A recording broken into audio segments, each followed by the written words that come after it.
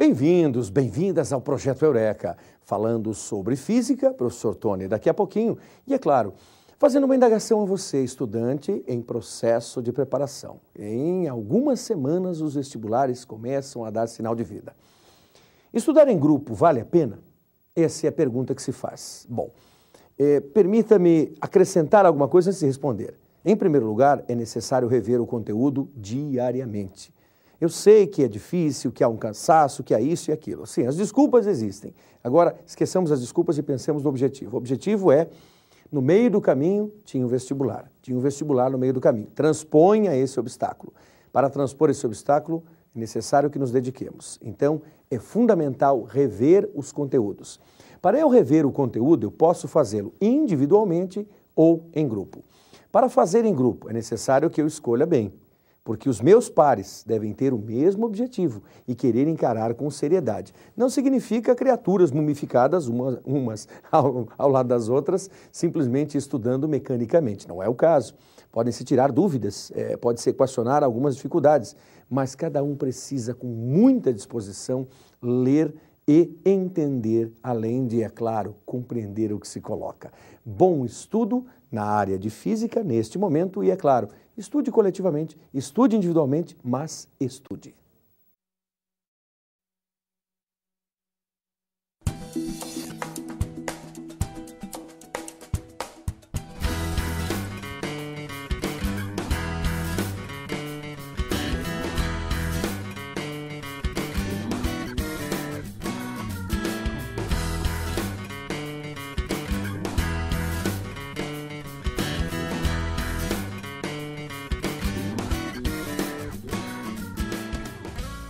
Futebol é, sem dúvida, uma paixão nacional. Nas Copas do Mundo, a maioria dos brasileiros fica grudado na TV vendo os jogos da seleção brasileira.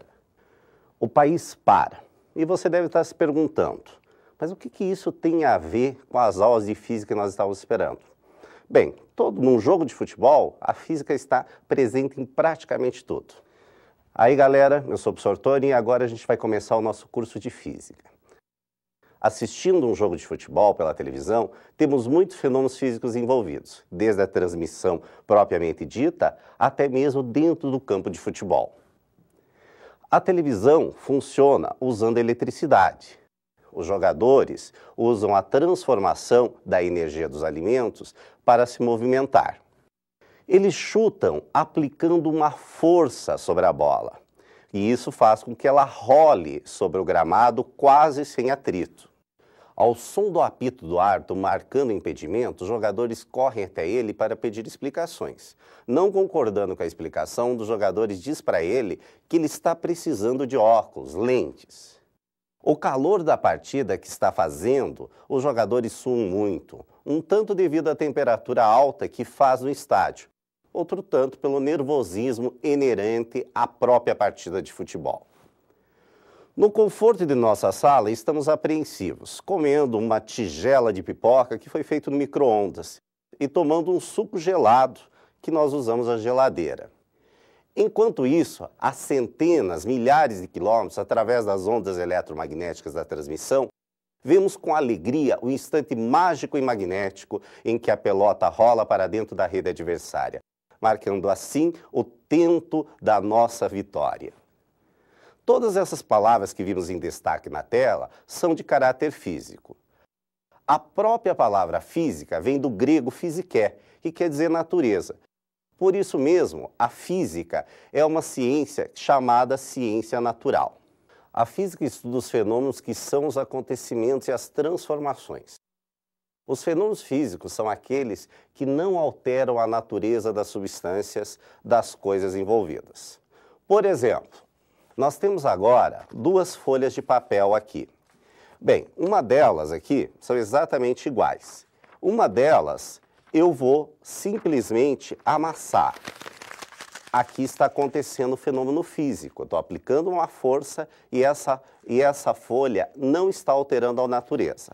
Agora, ao contrário, esta outra folha aqui, eu estou fazendo um fenômeno químico. Por quê?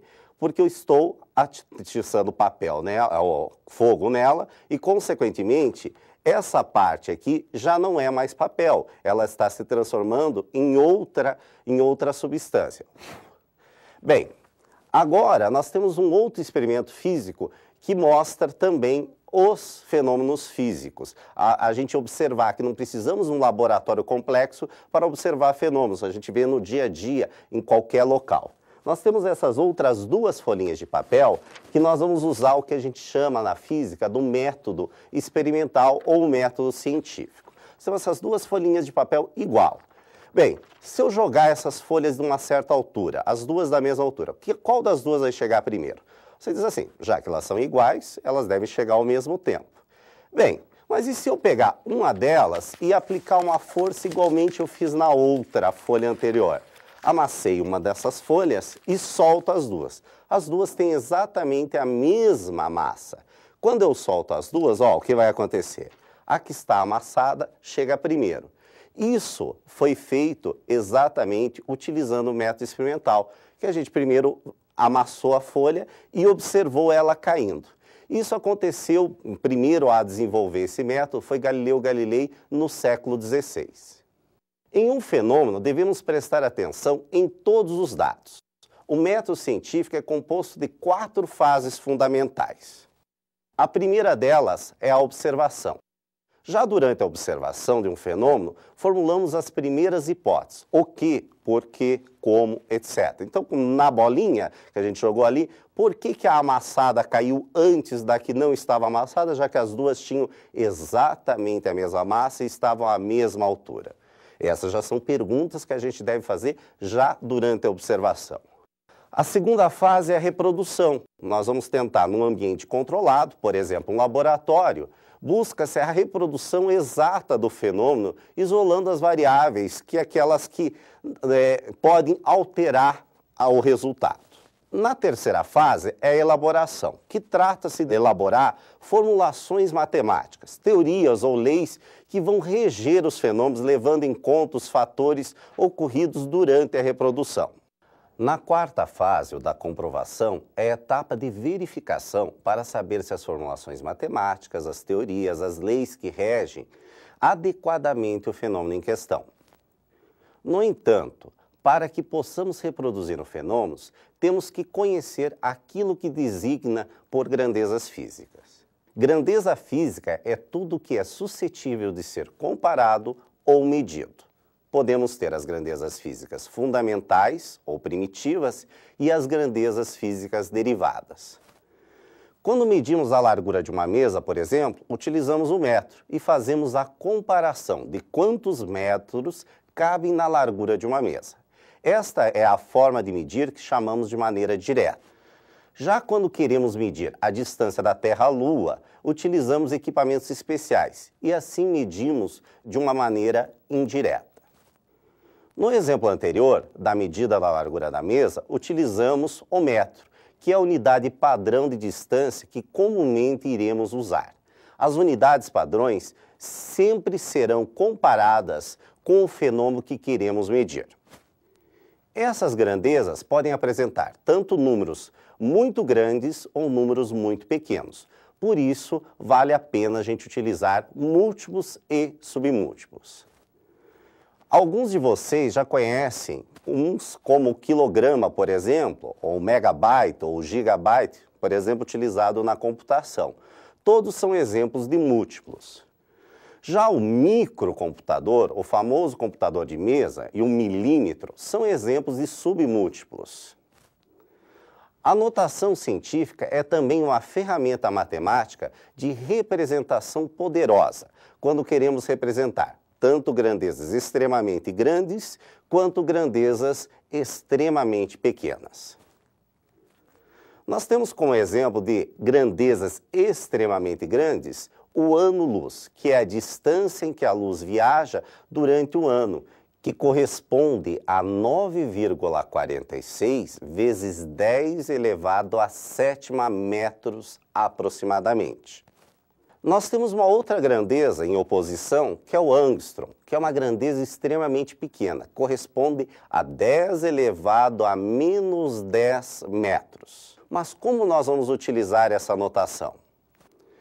Usamos, quando nós queremos trabalhar com um número muito pequeno, como a carga do elétron, que é aproximadamente, para vocês terem uma ideia, é de 0,000000000000016. Viram que é um número extremamente pequeno e até difícil da gente falar. Então a gente usa a representação de 1,6 vezes 10 a menos 19 coulomb. Bem mais fácil da gente se comunicar, né? Ou quando a gente está com um número muito grande, tal como a massa da Terra, que é de 5,98 vezes 10 elevado a 24, ou seja, 598 e acompanhado 22 zeros depois quilograma. Se eu for falar todos esses zeros, com certeza a gente vai se perder, né? Bem, nós também podemos utilizar a notação científica para tornar mais fácil a escrita e também os cálculos. Então, para isso, nós devemos lembrar algumas coisinhas de base 10 lá da matemática.